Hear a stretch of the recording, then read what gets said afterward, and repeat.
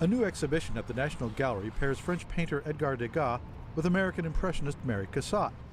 For 10 years, the two artists literally looked over each other's shoulders as they produced some of the greatest works of Impressionist art. Both were realists who drew their inspiration from the human figure and glimpses of real life in 19th century Paris. And so she really looked to Degas as someone who was interesting and innovative and challenged her. And Degas appreciated that about her as well. Cassatt's talent can be found in this painting, Little Girl in a Blue Armchair. After extensive analysis, investigators determined that Degas actually painted on the canvas helping his friend and suggested a design change. All he did was actually introduce a very slight angle in the back of the room. Previously, the back wall had been horizontal.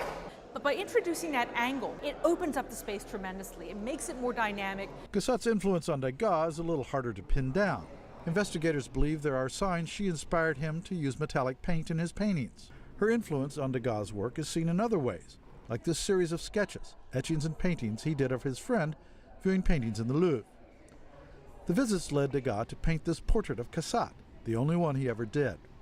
Throughout their life, they exchanged artwork.